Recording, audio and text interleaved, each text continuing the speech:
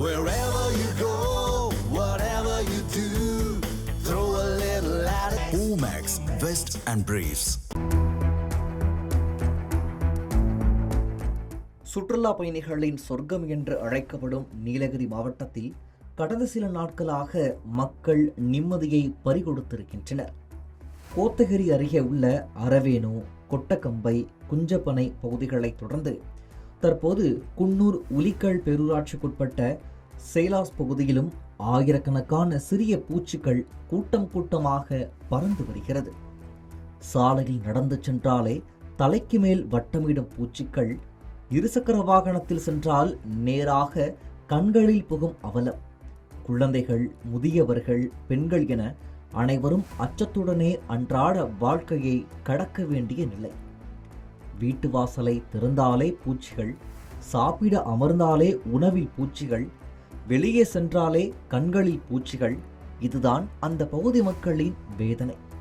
வெள்ளை அல்லது கிரீம் நிற ஆடைகளை அணிந்தால் அட்டை போல உடலில் ஒட்டிக்கொள்ளும் இந்த பூச்சிகள் முகம் மற்றும் கைகளில் அமரும் போது எரிச்சலையும் ஏற்படுத்துவதாக மக்கள் கூறுகின்றனர். கடந்த ஒரு மாச காலமாக மிக எங்களை தொந்தரவு பண்ணிட்டு இருக்குது. நாங்களும் உலிக்கல் பேரூராட்சியில் முறையிட்டு சுகாதாரத்துறை ஆய்வாளர்கிட்ட சொல்லி அவங்களும் 2-3 டைம் இந்த பகுதியில் இந்த கொசு அடிக்கிற மரத்துகளை எல்லாம் யூஸ் பண்ணி அது 2-3 வகையா அடிச்சு பார்த்தாங்க.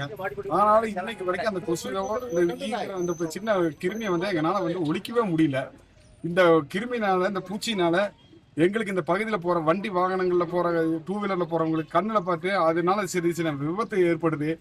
மேலும் இந்த சாப்பிடும் போது அந்த உணவுகளை நிறைய விழுகிறதுனால ரொம்ப அது சாப்பாடுகளும், டீ கடை, இந்த பேக்கரி மாதிரி ஐட்டங்கள்ல உணவு பலகாரம் பொருள்களை மிக ரொம்பவும் வேஸ்டா போகுது.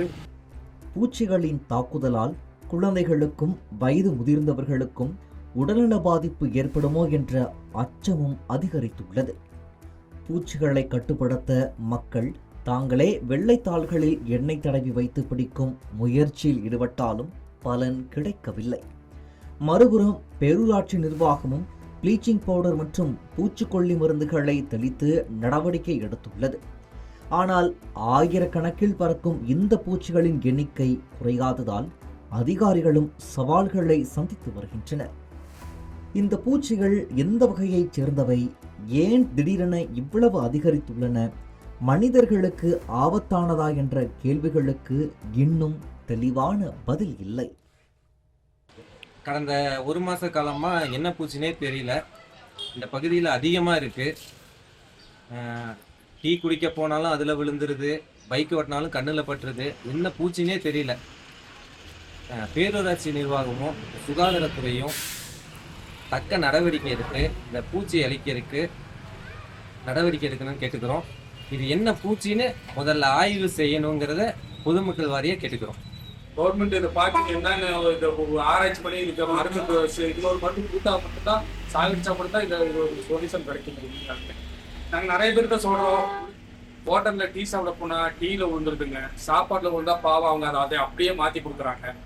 எங்களை விட ஹோட்டல்காரங்களுக்கு ரொம்ப பாதிப்பு ஜாஸ்திங்க. பாவம் வெளியே பைலரில் வச்சு காய்க்கிறாங்க, மேலே விழுந்து பாலவே மாற்றுறாங்க.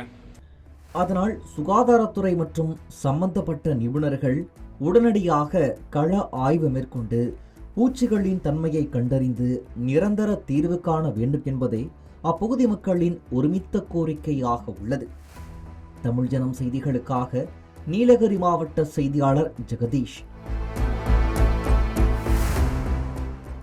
தமிழ் ஜனம் சேனலை சப்ஸ்கிரைப் பண்ணாம பார்த்துட்டு இருந்தீங்கன்னா மறக்காம சப்ஸ்கிரைப் பண்ணிடுங்க.